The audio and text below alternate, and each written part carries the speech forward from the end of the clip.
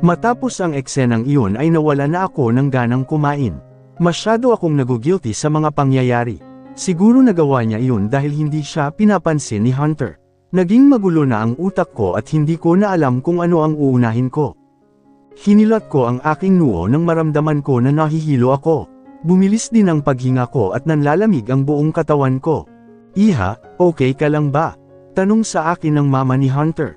Hunter, baka masama ang pakiramdam niya. Ako na bahala sa anak niyo. Agad akong umiling. Okay lang po ako. Napaangat ako nang tingin nang biglang tumayo si Hunter. Kanina pa kita napapansin, Kathy. Ang putla-putla mo. Huwag ka nang makulit. Hindi ka okay.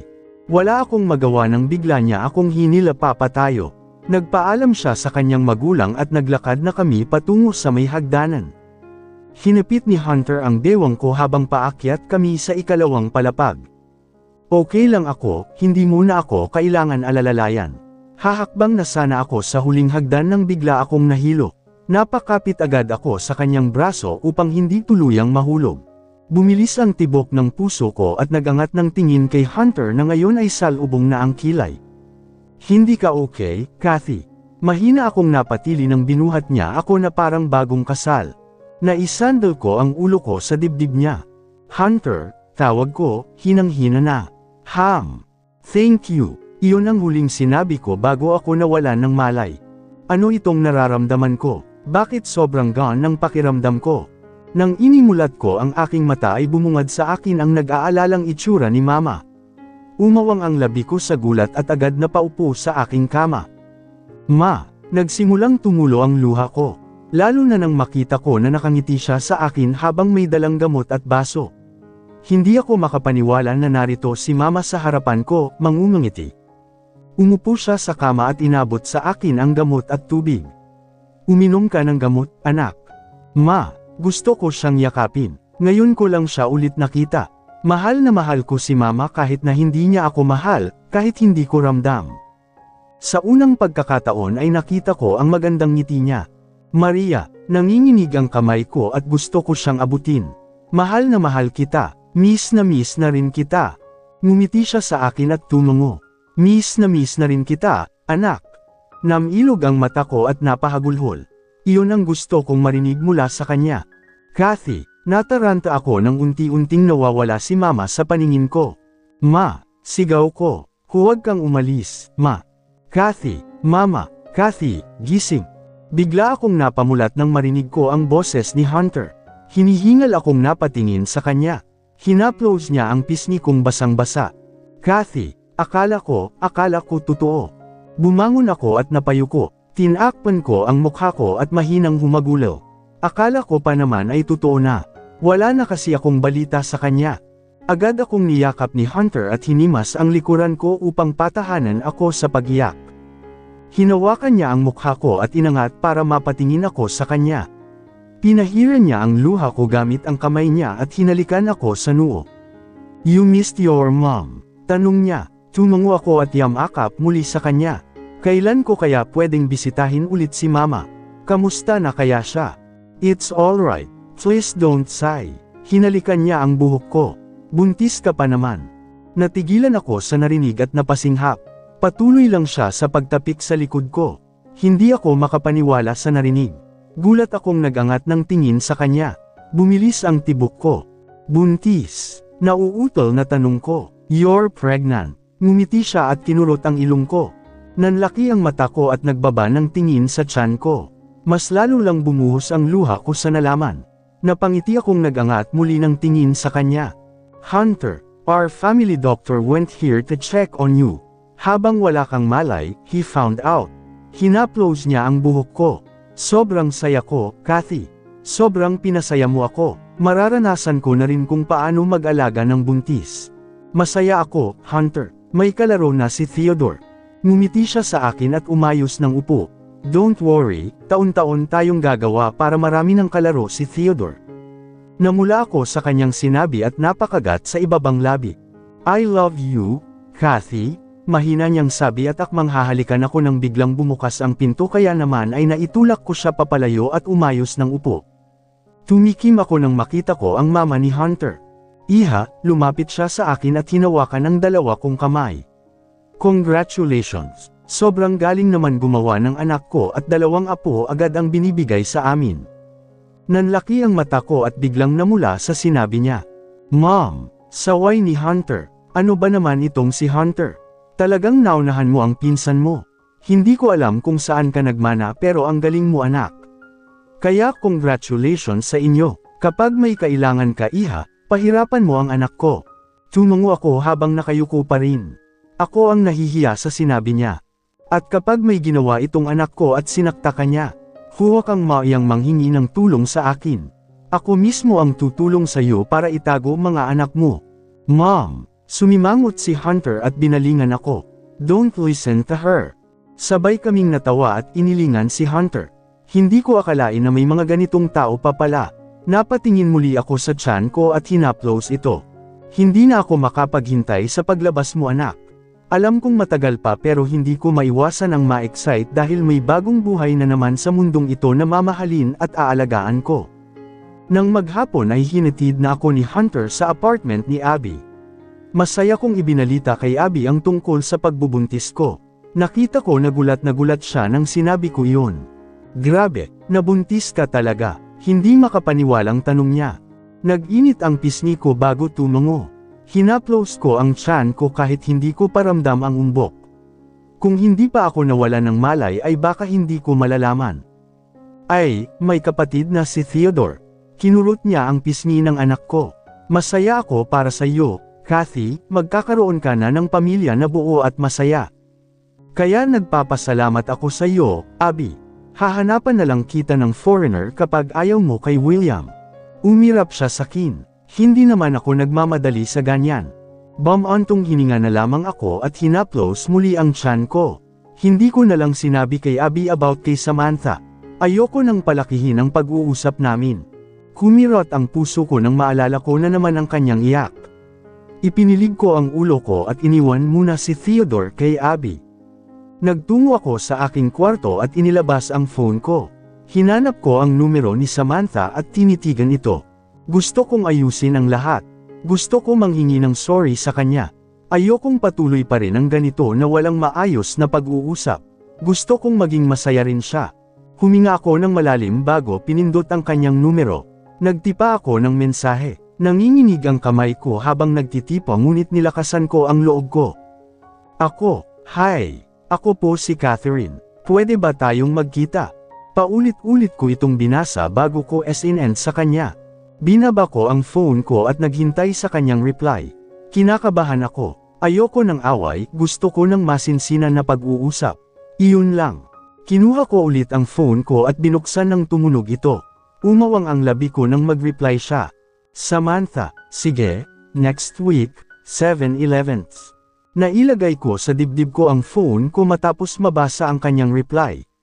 Siguro ito na, kailangan na namin tapusin ang lahat, para makapag-move on na kami sa nakaraan. Ilang araw ang nakalipas simula nang mag-text ako ay nag-e-ensayo ako sa sasabihin ko. Palagi akong binibisita ni Hunter pero palagi rin siyang busy kasi may gagawin pa raw siya bago siya mag-leave sa kanyang trabaho. At ngayong araw ay ang pagkikita namin ni Samantha. Wala silang kaalam-alam dahil sinabi ko lang na may bibilhin ako. Huwag mo nga akong tawagan. Leche, gulat na nilingon ko si Abby nang marinig ko ang kanyang naiinis na boses. Nasa may pintuan siya habang ang kanyang phone ay nasa kanyang tainga. Agad niyang ibinaba ang phone nang makita ako. Aalis ka na? Tanong niya at umupo sa sofa. Tulog pa si Theodore. Tumango ako at inayos ang aking damit. Naka-leggings ako at malaki na t-shirt. Ang buhok ko ay nakatali. Sige, huwag kang sumiksik sa maraming tao, buntis ka pa naman. Opo, mahal na Reyna. Pang-aasar ko at sinuot na ang sapatos. Sakay lang ng tricycle ay nakarating ako sa 7-Eleven dito sa lungsod ng Badian. Hindi naman ako mayaman at wala akong pera para makipagkita sa kanya sa isang mamahaling restaurant. Kinakabahan ako habang papatungo sa kanya. Nakita ko na pormang-porma siya.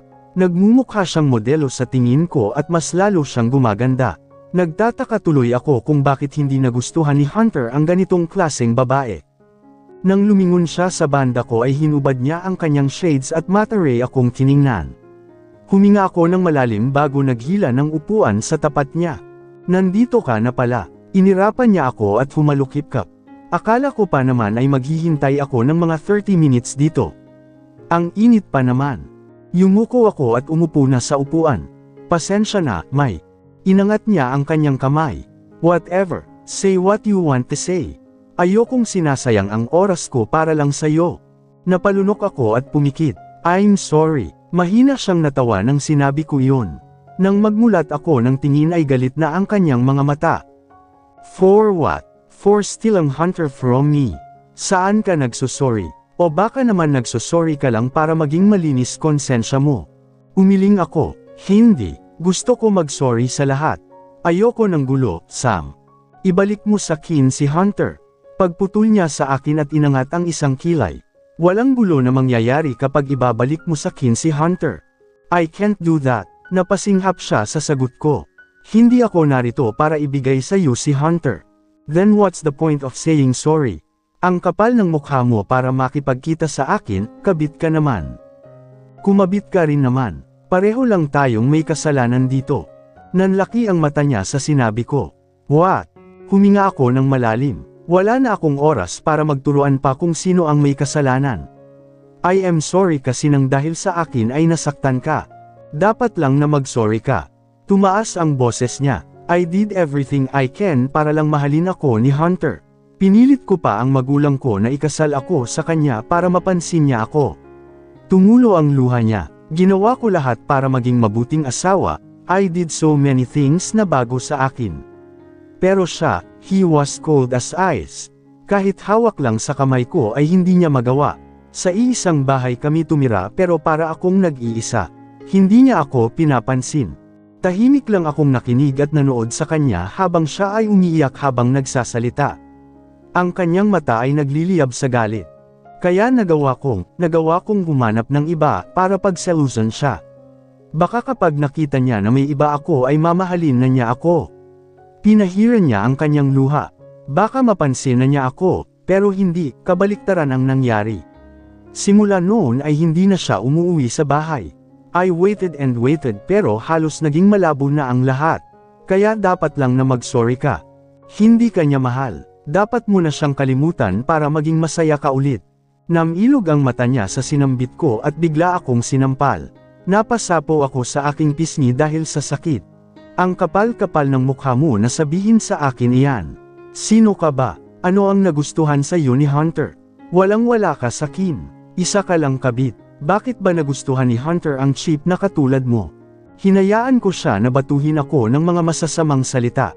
O baka naman ay ginamit mo ang anak mo para bumalik siya sa iyo. Kumuyam ang kamao ko. Walang kinalaman ang anak ko rito, Samantha. Isa lang ang pinunta ko rito. Gusto ko lang mag-sorry sa lahat at hindi ko hinihiling na patawarin mo ako. Tumayo ako at inayos ang sarili. Iyon lang, aalis na ako.